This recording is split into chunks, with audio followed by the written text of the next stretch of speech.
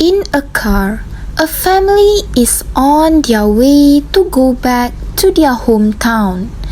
The traffic is very heavy and all cars are releasing carbon monoxide into the air, especially the vans, buses and lorries. In the city, there are so many factories on the roadside. Most of them are releasing thick, dark smoke. A pigeon is flying and inhaling the smoke. It can't stop coughing and feels dizzy from the harmful greenhouse gases in the air. The pigeon soon fell slowly through the air and onto Alia's car. They are all shocked. What is that loud thud? It seems like something has fallen onto our car. Let me go and check for a while. Is that a bird, honey? Alia's dad gets out of the car and realizes that a pigeon is lying on his car's bonnet and its wing is broken. He wraps the pigeon with a towel. Yeah, honey. It seems like the pigeon's wing is injured after falling onto our car. Poor little thing. Let us bring the pigeon together with us to our hometown so we can treat her. Therefore, they brought the pigeon along to their hometown. After arriving at their hometown, Alia runs excitedly to her grandma and hugs her. She tells her about the sick pigeon that they have brought along. Finally, we are here! Hi, Grandma! I miss you so much! Oh, my dear Alia, I miss you too. It's been a long time since I've seen you. Wait here, Grandma. Look! We brought back a sick pigeon with us. Oh, poor little bird. Come, let me help her by putting on some ointment. Grandma asks for the pigeon and then puts some ointment on it. She treats the wing by dressing it with a bandage and an ice cream stick. After treating the injured pigeon, Alia and her grandmother sit on the balcony. It feels so long since I've been here. I know, your dad must be busy, but he still contacts me sometimes. You must be feeling bored, Grandma. Shall we take a walk? Sure, let's go. I'll show you around. Run, the bridge is falling down, falling down, falling down. Wow! The air here is so fresh. It feels very different from the city. Right. That is why the village is better than the city. Its air is very refreshing and the scenery is astounding. Look at the birds. They keep chirping and there are many types of them. You can see them up close and clear. Animals still have their shelter and they are still safe here in the jungle. For me, this village is way more friendly to nature. Wow, that sounds great. At least animals still have a chance to live in this environment. Yes, my dear, indeed. Such a brilliant small print of yours. By the way, Alia, do you know my favorite animals? No, Grandma. What are they? They are tigers and crocodiles. Do you want to hear a story about them? Yes, for sure, Grandma. Once upon a time, two animals lived in the forest, Crocs and Tigress. They were good friends and would always meet and take a walk together by the river. One day, suddenly, Tigress did not come to the river to play with Crocs. Crocs wondered all day and became worried because Tigress will never miss their routine meeting. Crocs felt uneasy and knew deep down that something had happened to her friend. Crocs went to Tigress' house to check on her. Crocs was shocked because Tigress' house didn't look like it used to, and Tigress' family were nowhere to be found. Crocs became more worried and anxious.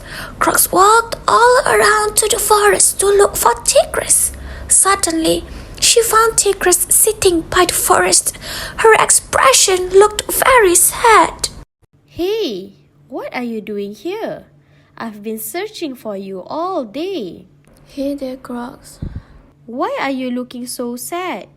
I saw your house on my way here. What happened?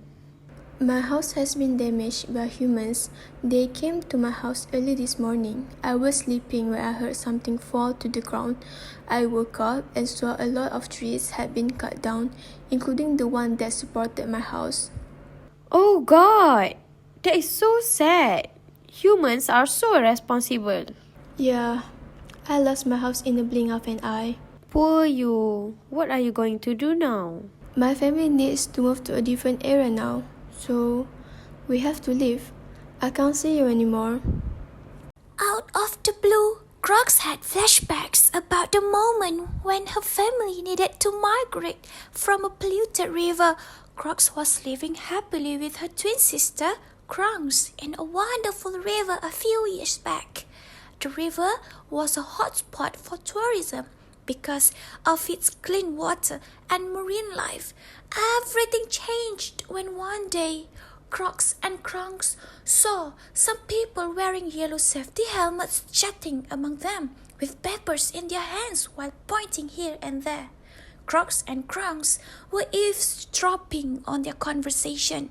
The men planned to build an oil factory near the river, and they were very shocked to hear that.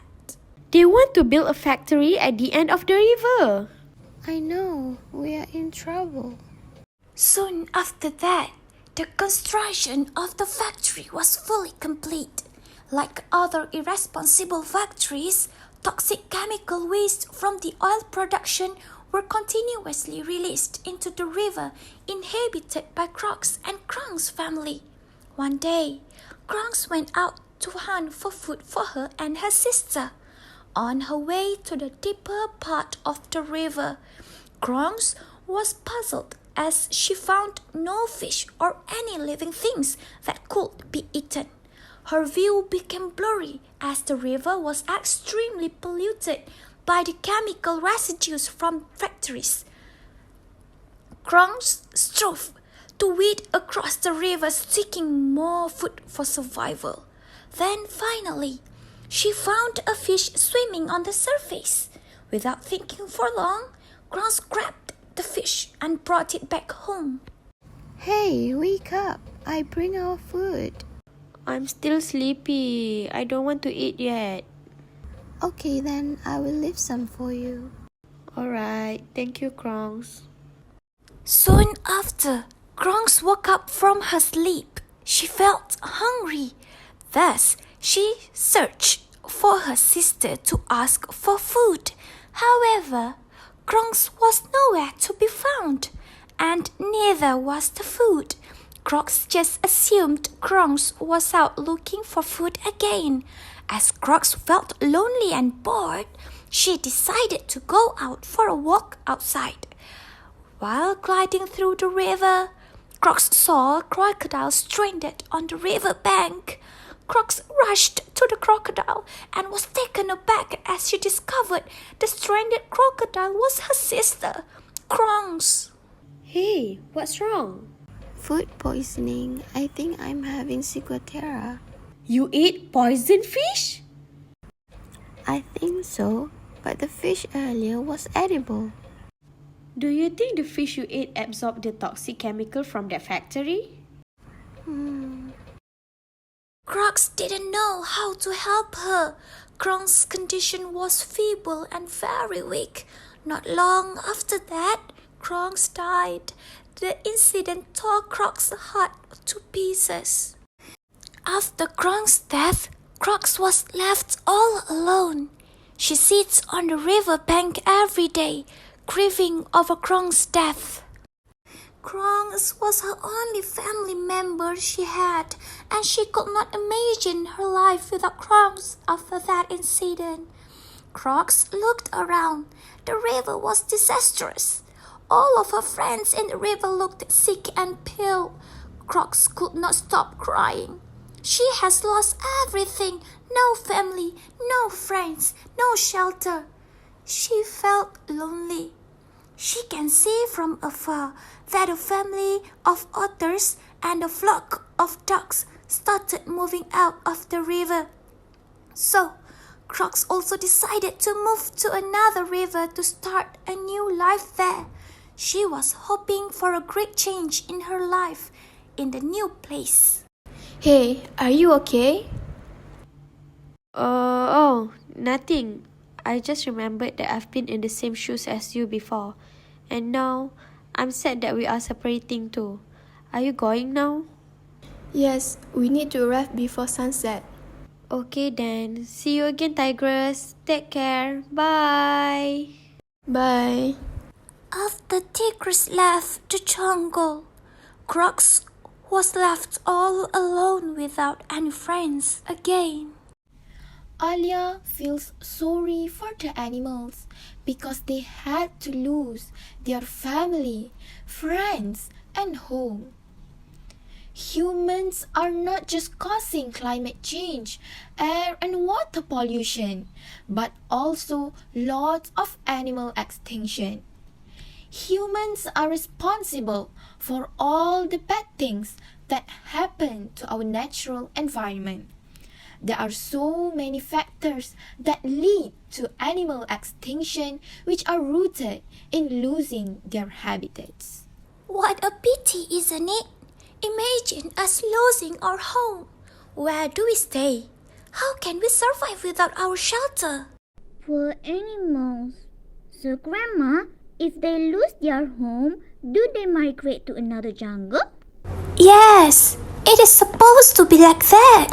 But no matter which jungle you go to, humans will continue to destroy nature. Nowhere to go. They can't survive. No shelter, no food, and no clean water. Day by day, it seems harder and harder for them to survive and save themselves. Environmental issues cannot be stopped unless humans stop destroying and taking them for granted. Human beings should appreciate, take care, and love the environment as we live in it. And we need a healthy nature to keep living peacefully.